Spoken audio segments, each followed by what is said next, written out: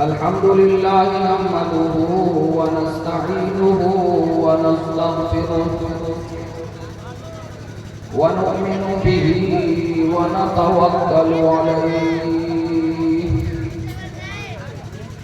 ونعوذ بالله من شرور أنفسنا ومن سيئات أعمالنا من يهده الله فلا مضل له ومن يضلله فلا هادي له ونشهد أن لا إله إلا الله وحده لا شريك له ونشهد أن سيدنا ونبينا ومولانا محمدا عبده ورسوله أما بعد فأعوذ بالله من الشيطان الرجيم بسم الله الرحمن الرحيم يرفع الله الذين آمنوا منكم والذين أوتوا العلم درجات صدق الله مولانا العظيم وقال النبي صلى الله عليه وسلم طلب العلم فريضة على كل مسلم أو كما قال عليه الصلاة والسلام. میرے محترم بھائیوں، بزرگوں، بہنوں، بچوں اور بچیوں، کافی دیر سے آپ کا پروگرام چل رہا ہے. تقریباً 2.5 گھنٹے سے میں نے آپ کے پروگرام کو سنا ہے. مجھے بہت خوشی ہوئی کہ آج چلہنیا کی سرزمین پر اللہ کے دین کی حفاظت کرنے والے بچے اور بچی کو اللہ نے پیدا کر دیا، اور انشاءاللہ جب تک یہ نظام اس دھرتی پر چلتا رہے گا، جب تک یہ زمین قرآن و حدیث کی برکت سے آباد رہے گی، انشاءاللہ اس وقت تک غیروں کی ہمت اور جرأت نہیں ہوگی کہ کوئی ہمارے قرآن اور حدیث کی طرف اپنی غلط نگاہ اٹھا کر دیکھے. آج مجھے اس بات کا اندازہ ہوا ہے کہ ابھی قرآن و حدیث کی حفاظت کرنے والے لوگ اس دھرتی پر موجود ہیں. میں ان بچوں اور بچیوں کو مبارکباد دیتا ہوں، ان کے والدین کو مبارکباد دیتا ہوں جنہوں نے محنت اور کوشش کی، اپنے بچوں کو پابندی کے ساتھ مدرسہ بھیجا، مسجد بھیجا، اور سب سے زیادہ مبارکباد کے مستحق وہ استاد ہیں جنہوں نے اپنا خون اور پسینہ ایک کر کے ان بچوں پر محنت کر کے ان بچوں کو اس لائق بنایا. میں سب کو مبارکباد دیتا ہوں اور دعا کرتا ہوں کہ اللہ پڑھنے والے ان پھولوں کو ان کے باغوں میں ہمیشہ تازہ دم رکھے اور ان کو ہمیشہ اپنی دنیا میں خوش و خرم رکھ کر آزاد رکھے. اللہ ہماری دعا کو قبول کرے. میرے بھائی، میں نے قرآن کی آیت تلاوت کی ہے، یرفع اللہ الذین آمنوا منکم. اس آیت مبارکہ میں اللہ تبارک و تعالی 2 چیزوں کی فضیلت کو بیان کر رہے ہیں، 2 چیزوں کے بارے میں اعلان کر رہے ہیں. یرفع اللہ الذین آمنوا منکم، کہ اللہ تم میں سے ان لوگوں کو اللہ تم میں سے ان لوگوں کو عزت دیں گے، بلندی دیں گے جو لوگ ایمان لائے آمنو یرفع اللہ الذین آمنوا منکم، آگے فرمایا والذین اوتوا العلم درجات۔ ایک تو اس دھرتی پر عزت ملے گی ایمان والوں کو ملے گی، اور دوسری عزت ملے گی علم والوں کو ملے گی۔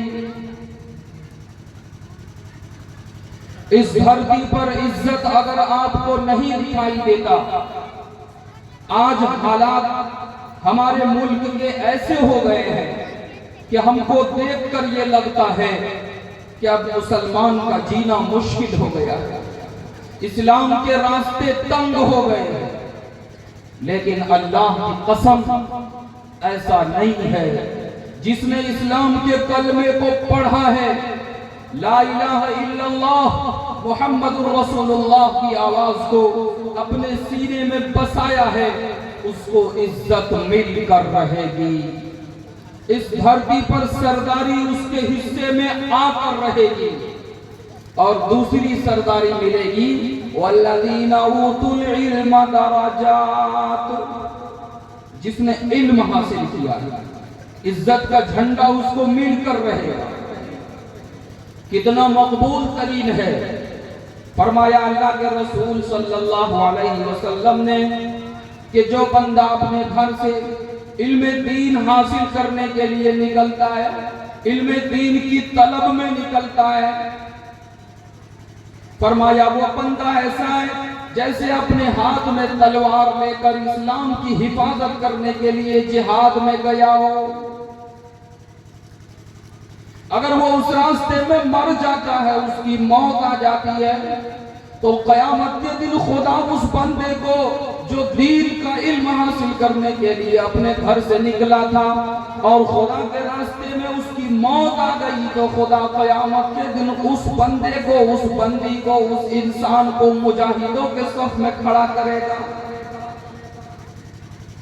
اور اللہ کے رسول صلی اللہ علیہ وسلم نے فرمایا کہ خود اللہ تبارک و تعالی اور اللہ کے رسول اس بندے اور بندی پر رحمت بھیجتے ہیں جو اللہ کا دین حاصل کرنے کے لیے علم دین کی طلب میں اپنے گھر سے نکل جاتے ہیں۔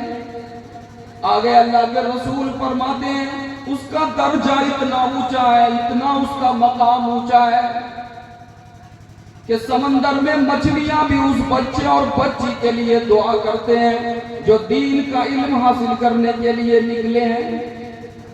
جنگل میں جانور بھی اس کے لیے دعا کرتے ہیں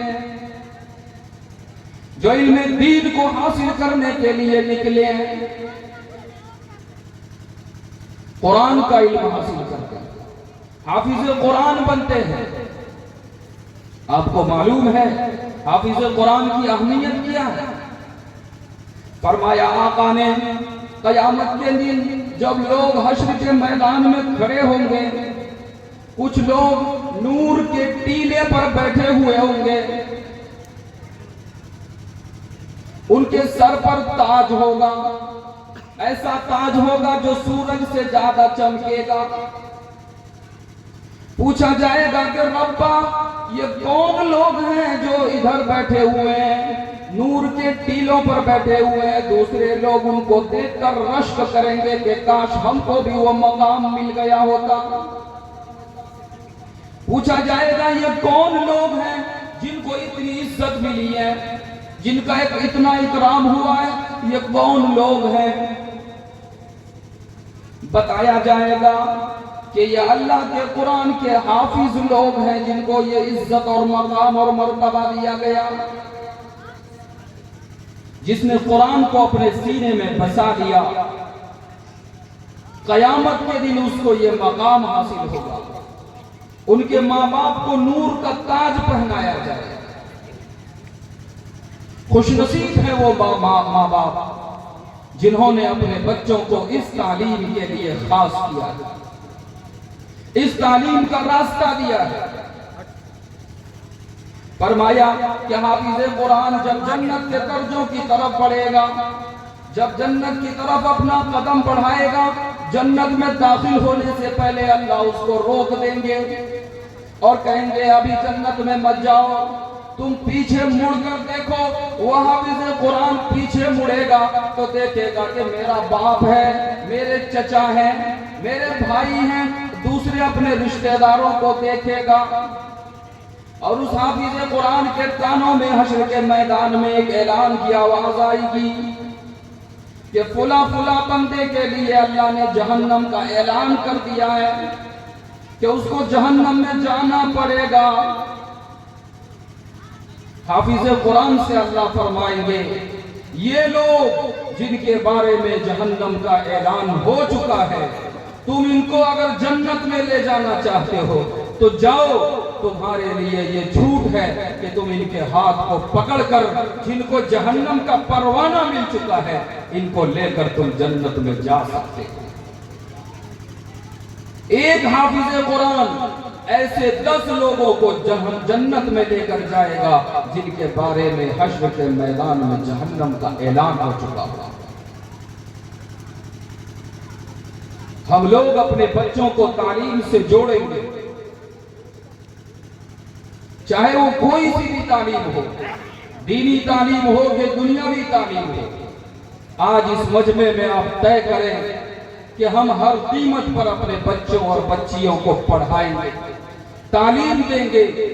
एक पैगाम मेरा यह है कि मुसलमान इस बात का वादा कर ले, अहद कर ले कि हम भीख मांग लेंगे, जरूरत पड़ी तो भूखा सो जाएंगे और जरूरत पड़ी तो छप्पर के मकान में रह लेंगे, लेकिन अल्लाह की कसम अपने बच्चों को जाहिल नहीं बनने देंगे, अपने बच्चों को अनपढ़ नहीं छोड़ेंगे। वरना याद रखिए ऐसा जमाना आएगा कि अनपढ़ों की दुनिया में कोई इज्जत नहीं होगी। आज वो जमाना चल रहा है कि आज अनपढ़ को लोग नौकर समझ रहे हैं। आज इस मजमे में आप वादा कीजिए कि हम हर हाल में, हर कीमत पर अपने बच्चों को और बच्चियों को दीन की तालीम देंगे इंशाअल्लाह। मुझे कहा गया कि इस्लाहे मुआशरा का प्रोग्राम है, इस्लाहे मुआशरा इसका उन्वान है। मुआशरे में न जाने कैसी कैसी खराबियां फैली हुई हैं। आज सोशल मीडिया के जरिए, प्रिंट मीडिया के जरिए एक हालात पैदा करने की कोशिश की जा रही है। माशरे की एक इस्लाह ये भी है कि मुसलमानों को बुज़दिली से निकाला जाए, डर और खौफ से निकाला जाए। आज हिंदुस्तान के हालात ऐसे बनाए जा रहे हैं कि मुसलमान दहशत में पड़ जाए, मुसलमान डर जाए, मुसलमान घबरा जाए और ऐसा पेश करने की कोशिश की जा रही है कि इस्लाम तो कमजोर होता जा रहा है, मुसलमान तो घटते जा रहे हैं। लेकिन अल्लाह की कसम हकीकत ऐसा नहीं है। आप इस हालात को मुश्किल हालात मत समझिए, इससे भी खतरनाक हालात जब जनाबे मोहम्मद रसूलुल्लाह सल्लल्लाहु अलैहि वसल्लम मक्का की धरती पर आए थे, इससे भी मुश्किल हालात थे। बाहर निकलकर नमाज पढ़ना मुश्किल था, किसी के सामने कलमे की आवाज को बुलंद करना मुश्किल था। जब नबी सजदे में जाते थे, सजदे में जाते थे तो आपके पीठ पर ऊंट की ओझड़ी रख दी जाती थी। जब नबी दीन की दावत देते थे तो आपके मुकद्दस चेहरे पर थूक दिया जाता था। जब नबी दीन की तबलीग करते थे, कलमे की दावत देते थे तो आपकी तरफ पत्थर बरसाए जाते थे। जब नबी दीन की दावत देते थे तो आपके सर का लहू आपके पैर तक पहुंच जाता था। लोगों, इस्लाम को मिटाने की कोशिश सिर्फ आज नहीं की जा रही है। जब से इस्लाम की शुरुआत हुई है तब से दुश्मने इस्लाम ने इस्लाम को मिटाने की कसम खाई। लेकिन क्या यह मजहब मिट जाएगा? नहीं। आका का फरमान है, आका ने फरमाया कि ये दुनिया उस वक्त तक आबाद रहेगी जब तक इस पर ला इलाहा इल्लल्लाह محمد الرسول اللہ کہنے والے موجود رہیں گے۔ یہ زمین جب کلمے والوں سے خالی ہو جائے گی تو اسی دن قیامت برپا ہو جائے گی، اسی دن قیامت آ جائے گی۔ تم یاد رکھو جو ہم کو مٹانا چاہتے ہو، تم یاد رکھو کہ ہماری وجہ سے تم بھی زمین پر ہو۔ جس دن ہم ختم ہو جائیں گے، جس دن اس زمین سے کلمہ ختم ہو جائے گا، اس دن انشاءاللہ یہ دھرتی، یہ زمین بھی ختم ہو جائے گی۔ تم آج حالات پیدا کر کے ہم کو ڈرانا چاہتے ہو؟ کیا ہم نے مکے کے حالات کو نہیں پڑھا؟ کیا ہم نے ماضی بعید کے حالات کو نہیں پڑھا؟ جب بغداد کی سرزمین پر ہلاکو خان کے نام کے انسان نے اس دنیا سے اسلام کو مٹانے کے لیے اتنے مسلمانوں کا قتل کیا تھا، اتنے مسلمانوں کا گلا کاٹا تھا کہ ان کے مسلمانوں کے سروں سے انہوں نے بغداد کی سرزمین پر ایک مینار تیار کیا تھا۔ مسلمانوں کے سروں کو کاٹ کر اس کا ایک مینار بنایا تھا، اور تاریخ نگار لکھتے ہیں کہ اس مینار کی بلندی اتنی تھی، اس کی اونچائی اتنی تھی کہ دیکھنے والے کے سر کی ٹوپی گر جاتی تھی، لیکن اس مینار کی اونچائی ختم نہیں ہوتی تھی جو مسلمان کے سروں کو کاٹ کر بنایا گیا تھا۔ لیکن کیا اسلام مٹ گیا؟ اسی ہلاکو خان کے خاندان میں اللہ نے ایک بندے کو پیدا کیا جو اس کے پورے خاندان کے مسلمان بننے کا، مسلمان بنانے کا سبب بنا۔ سارا کا سارا خاندان ایک وقت آیا کہ مسلمان ہو گیا۔ مسلمانوں نے اپنے سروں کا نذرانہ پیش کر دیا ہے۔ دریائے دجلہ سے جا کر پوچھو، مسلمانوں کے خون کا دریا بہا دیا گیا تھا۔ وہ دریا کا پانی مسلمانوں کے خون سے لال ہو گیا تھا۔ اس دن ایسا لگ رہا تھا کہ آج دریا میں پانی نہیں، مسلمان کا خون بہ رہا ہے۔ اللہ کی قسم، اسلام تو اس وقت بھی نہیں مٹا، اسلام آج بھی مٹنے والا مذہب نہیں ہے۔ مٹنے والا دھرم اور مذہب اسلام نہیں ہے۔ آج بھی ان حالات میں بھی جب ہر طرف سے اسلام کی شبیہ کو خراب کرنے کی کوشش کی جا رہی ہے، مسلمانوں کو بدنام کرنے کی کوشش کی جا رہی ہے، آج ان حالات میں بھی سرکاری رپورٹ کہتی ہے کہ 2015 سے 2020 تک 13 لاکھ لوگوں نے اسلام کے کلمے کو پڑھ کر مذہب اسلام کو قبول کیا۔ 13 لاکھ سے زیادہ لوگوں نے، جب سے ہندوستان میں 2014 کے بعد جو سرکار آئی ہے، مسلمانوں پر کھڑی ہے وہ سرکار، انہوں نے مسلمانوں کو بدنام کرنے کی ہر طرح کی کوشش کی ہے، اس کے باوجود بھی سرکاری رپورٹ کہتی ہے کہ 2015 سے 2020 تک صرف 5 سالوں کی مدت میں 13 لاکھ سے زیادہ لوگوں نے اسلام کی چوکھٹ پر اپنے سر کو جھکایا ہے۔ کیا آپ کو لگتا ہے کہ اسلام مٹ رہا ہے؟ اسلام کمزور ہو گیا ہے؟ اللہ کی قسم، اسلام کمزور نہیں ہوا۔ اسلام کی فطرت میں قدرت نے لچک دی ہے، اتنا ہی یہ ابھرے گا جتنا کہ دباؤ گے۔ اسلام کو جب تم دبانا چاہو گے یہ اور پھیلے گا۔ حالات تو آتے رہتے ہیں، حکومت تو بدلتی رہتی ہے، حکومتیں بدلی ہیں اور بدلیں گی انشاءاللہ، لیکن آپ کا ایمان یہ ہے کہ حکومتیں بدل جاتی ہیں لیکن کائنات کا خدا نہیں بدلتا۔ خدا آج بھی اسی قدرت کے ساتھ موجود ہے، اسی طاقت کے ساتھ موجود ہے، ایمان والوں کے ساتھ موجود ہے۔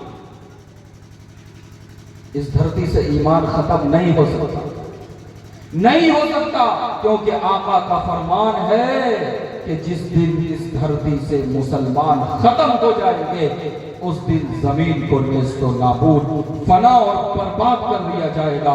قیامت برپا ہو جائے گی جب مسلمان اس دھرتی پر نہیں رہے گا. معاشرے کی ایک اصلاح یہ ہے کہ مسلمانوں کو اپنے سینے میں ڈر پیدا نہیں کرنا، کیونکہ نبی نے فرمایا کہ ایک سینے میں ڈر، خوف اور ایمان جمع نہیں ہو سکتے. ایمان ہوگا تو اس دل میں بزدلی نہیں ہوگی، خوف اور ڈر نہیں ہوگا. اور اگر بزدلی اور ڈر اور خوف میرے سینے میں ہوگا تو میرے سینے میں ایمان نہیں ہوگا. حالات کا مقابلہ کرنا ہے. صحابہ پر جب حالات آیا کرتے تھے تو صحابہ کا ایمان گھٹتا نہیں تھا، ایمان بڑھ جایا کرتا تھا. صحابہ کا ایمان بڑھ جایا کرتا تھا. قرآن اس کے بارے میں کہتا ہے کہ جب بھی صحابہ پر حالات آئے ہیں صحابہ کا ایمان بڑھ جاتا تھا. ایک درس میرا یہ ہے کہ ہم لوگ بزدل بن کر نہیں جئیں گے، ڈر کر اور خوف و ہراس میں نہیں جئیں گے. لیکن لوگوں، درد یہ بھی ہے کہ جب تک ہم خدا کے باغی بن کر جئیں گے، جب تک ہم گنہگار بن کر جئیں گے، اس خدا کی نافرمانی اس زمین پر کریں گے تو اللہ ہم پر حالات کو لائے گا. آج ہمارا معاشرہ چند خرابیوں سے گندا ہو چکا ہے. آج ہمارے نوجوان 75% نوجوان شراب کے عادی ہو چکے ہیں، انجیکشن لینے والے ہیں، ٹیبلیٹ کھاتے ہیں، کوریکس پیتے ہیں. یاد رکھیے وہ شراب جس کے بارے میں آقا نے مدینے کی مسجد میں بیٹھ کر کہا تھا کہ لوگوں سن لو، شراب اسی طرح حرام ہے جس طرح تمہارے نزدیک سور کا گوشت حرام ہے. جس طرح تم سور کے گوشت کو ناپاک سمجھتے ہو اور ایک ادنا سے ادنا اور گھٹیا سے گھٹیا مسلمان بھی سور کے گوشت کو اپنے پلیٹ میں برداشت نہیں کر سکتا، وہ مسلمان بھی آج شراب کا عادی بنا ہوا. شراب پینا سور کھانے سے بڑا جرم ہے. شراب پینا ایسا ہے جیسے کوئی انسان اپنے پلیٹ میں سور کے گوشت کو لے کر کھا رہا ہے. کوئی مسلمان جس کا ضمیر اتنا گندا ہو جو سور کے گوشت کو کھا لے؟ کوئی بھی گھٹیا سے گھٹیا مسلمان اس حرکت کو کرنے کے لیے برداشت نہیں ہوگا. لیکن آج 75% ہمارا نوجوان شراب کا عادی ہو چکا ہے، شراب پینے لگا ہے.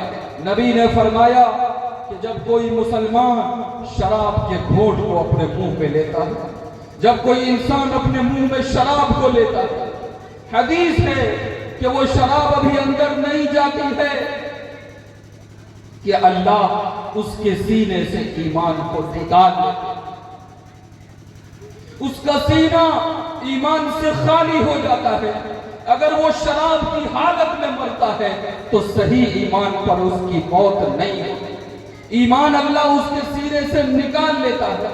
جو شراب اتنی گندی ہو ایک مسلمان اس کو کبھی ہاتھ نہیں لگا سکتا، ایک مسلمان کبھی اس کو چھو نہیں سکتا. یاد رکھو تم مسلمان ہو، موت کی کوئی گارنٹی نہیں ہے. اگر شراب پینے کی حالت میں تمہاری موت آ گئی تو یاد رکھو اللہ کی جہنم تمہارا انتظار کر رہی ہے، وہ تم کو جہنم میں ڈال دے گا. تو شراب پینے والے کی سزا جہنم ہے، جہنم. دوسری خرابی ہمارے معاشرے میں آج ماں باپ کے ساتھ نافرمانی ہو رہی ہے. ماں باپ کے ساتھ نوکروں والا سلوک ہو رہا ہے. ماں باپ کو گھٹیا اور ذلیل سمجھا جا رہا ہے. وہ ماں باپ قرآن میں کئی جگہ خدا کے بعد جس کے درجے کو بیان کیا گیا، خدا کے بعد جس کا مقام ہے، قرآن میں کئی مقامات پر اللہ کی عبادت کے بعد ماں باپ کے ساتھ حسن سلوک کا تذکرہ کیا گیا. فرمایا وَقَضَىٰ رَبُّكَ أَلَّا تَعْبُدُوا إِلَّا إِيَّاهُ وَبِالْوَالِدَيْنِ إِحْسَانًا. کہ تمہارے رب نے فیصلہ کر دیا ہے کہ عبادت تو صرف میری ہوگی، عبادت صرف خدا کی ہوگی۔ وَبِالْوَالِدَيْنِ إِحْسَانًا، تم اپنے والدین کے ساتھ اچھا سلوک کرو، اچھا برتاؤ کرو۔ آگے فرمایا اگر وہ بڑھاپے کی عمر کو پہنچ جائے تو تم اس کو اف تک مت کہو، تم اس کو جھڑکو نہیں، تم اس کو ڈانٹو نہیں۔ آج کیا حال ہے ہمارے معاشرے کا؟ آج ہم نے ماں باپ کے ساتھ جو سلوک کیا ہے، نبی کا دل کتنا دکھتا ہوگا۔ نبی کے پاس ایک نوجوان آیا، اس نے شکایت کی کہ اللہ کے لاڈلے نبی، میرا باپ ہے، میں نے سب مال اپنے باپ کو دے دیا تھا اور میں کہیں تجارت کے لیے چلا گیا تھا۔ اللہ کے لاڈلے نبی، جب میں واپس لوٹا ہوں تو میں نے اپنے باپ کے پاس جو مال رکھا تھا وہ سارا کا سارا مال میرے باپ نے خرچ کر دیا ہے۔ اللہ کے رسول کے یہاں اس بندے نے، اس بیٹے نے شکایت کی۔ اللہ کے رسول نے اس کے باپ کو بلوایا اور کہا کہ جاؤ اس کے باپ کو لے کر آؤ۔ جب اس کا باپ اللہ کے رسول صلی اللہ علیہ وسلم کی خدمت میں آیا تو وہ راستے میں دل ہی دل میں کچھ کہتا ہوا آ رہا تھا۔ ابھی اس کا باپ اللہ کے رسول کی مجلس میں پہنچا نہیں ہے کہ حضرت جبرائیل اللہ کے رسول کے پاس آ گئے اور کہنے لگے کہ اللہ کے رسول، اس کی بات سننے سے پہلے اس سے یہ کہیے کہ یہ راستے میں کیا گنگنا رہا تھا، کیا کہہ رہا تھا۔ وہ جیسے ہی پہنچا اللہ کے رسول کی مجلس میں، اللہ کے رسول صلی اللہ علیہ وسلم نے کہا کہ تمہاری بات میں بعد میں سنوں گا، پہلے یہ تو بتاؤ کہ تم نے راستے میں آتے ہوئے کیا کہا تھا، کیا گنگنایا تھا دل ہی دل میں۔ اس بوڑھے کی آنکھ سے آنسو جاری ہو گئے اور کہا کہ اللہ کے رسول، آج میرا ایمان آپ پر اور بڑھ گیا ہے۔ جو بات ابھی میں نے زبان سے ادا نہیں کی تھی وہ بات آپ نے مجھے سنانے کے لیے کہہ دیا۔ مجھے یقین ہو گیا ہے کہ آپ یقیناً اللہ کے سچے پیغمبر ہیں۔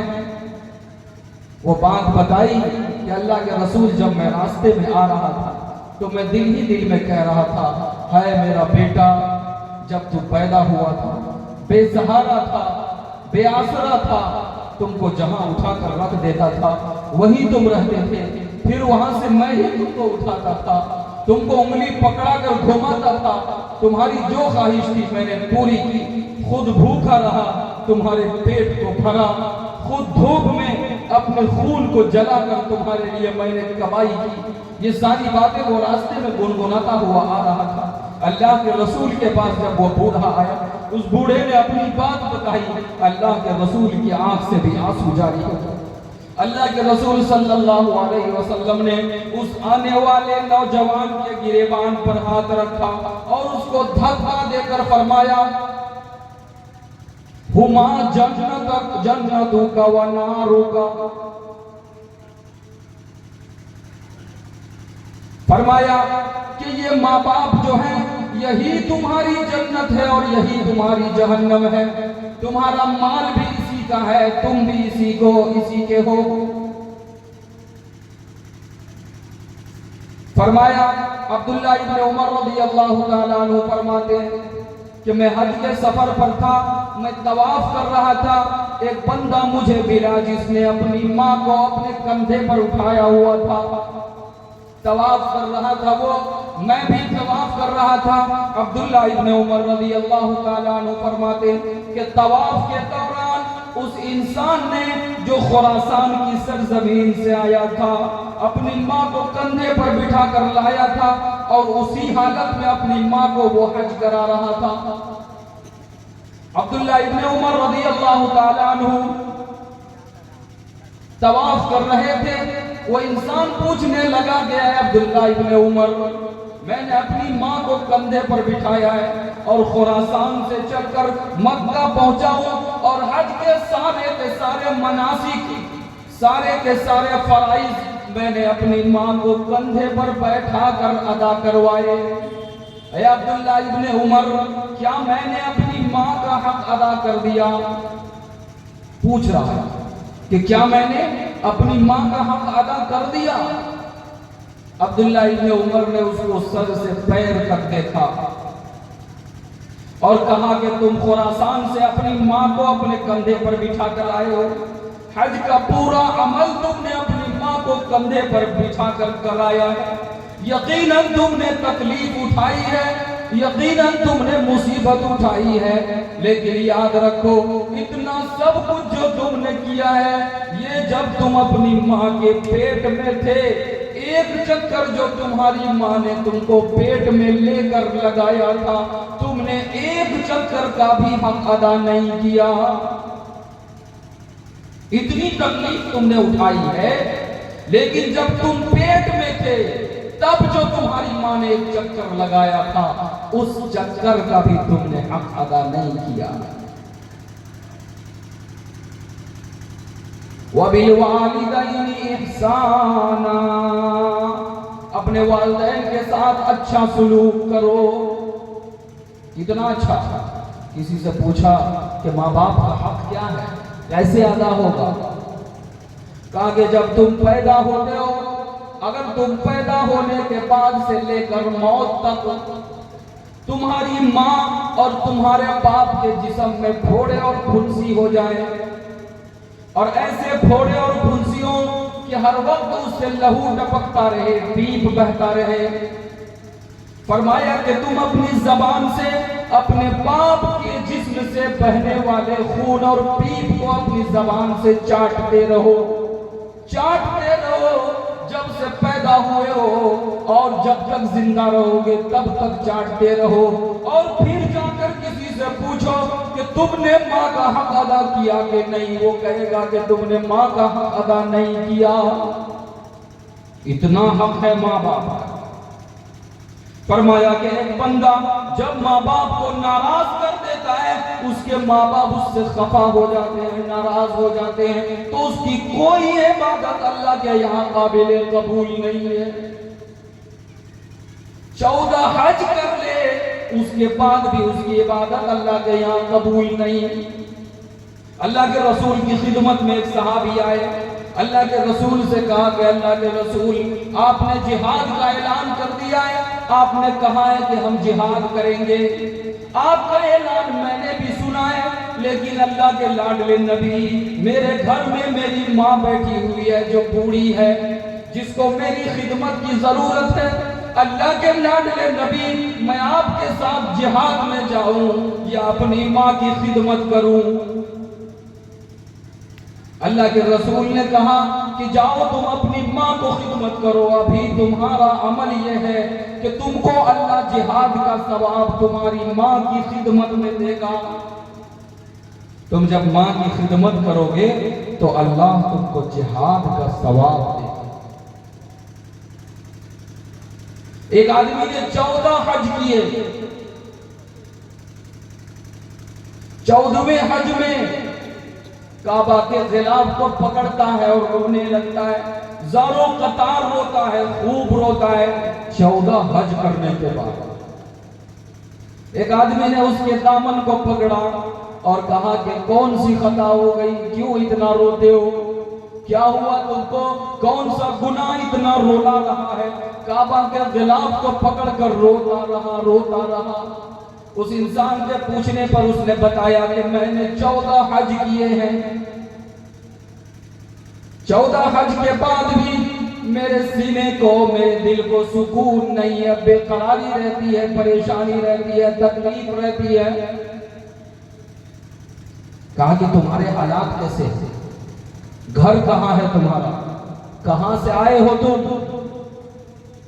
کہا کہ میں ہندوستان سے آیا ہوں، 14 سال سے میں اسی سرزمین پر رہتا ہوں، عرب کی سرزمین پر رہتا ہوں، ہر سال میں جا کر حج کرتا ہوں، 14 حج میں نے کیے ہیں، لیکن تکلیف کی بات یہ ہے کہ جب میں سعودی کا سفر کر رہا تھا، عرب کا سفر کر رہا تھا، میں ماں کا اکیلا بیٹا تھا، میری ماں بستر پر تھی، بوڑھی تھی، میں نے اپنی بیوی کو ساتھ میں لے کر عرب کا سفر کر لیا، سعودی عرب آ گیا۔ 14 سال تک میں نے اپنی ماں کی خبر نہیں لی۔ اس عالم نے کہا جس نے دامن پکڑ کر کھینچا تھا کہ بے وقوف، کعبہ میں کیا کر رہا ہے؟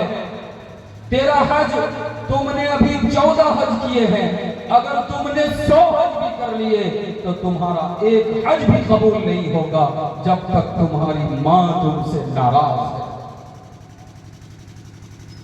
آج ہمارا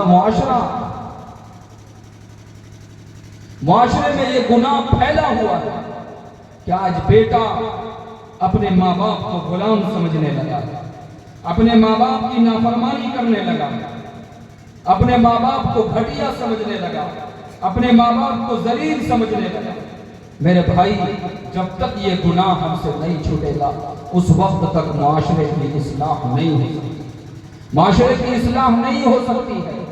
معاشرہ ہمارا اس وقت تک نہیں سدھرے گا جب تک ہم ماں باپ کے ساتھ اچھا سلوک نہیں کریں گے۔ تیسرا پیغام میرا، وہ پیغام یہ ہے کہ جب تک ہم زمین پر خدا کی نافرمانی نہیں چھوڑیں گے اس وقت تک ہم پر حالات آتے رہیں گے۔ خدا کے باغی، اگر میں آپ سے پوچھ لوں کہ آپ کو رزق کتنا ملنا چاہیے؟ ہر آدمی کی خواہش ہے کہ ہم کو خوب ملے، لاکھوں میں نہیں کروڑوں میں ملے۔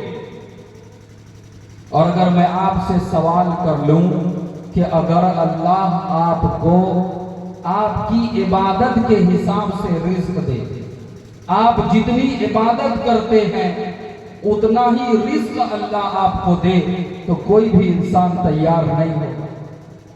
ہم اپنی عبادت پر غور کریں کہ ہم کتنی دیر تک 24 گھنٹے میں کتنی دیر تک اللہ کی ہم فرما برداری کرتے ہیں، اس کی عبادت میں گزارتے ہیں۔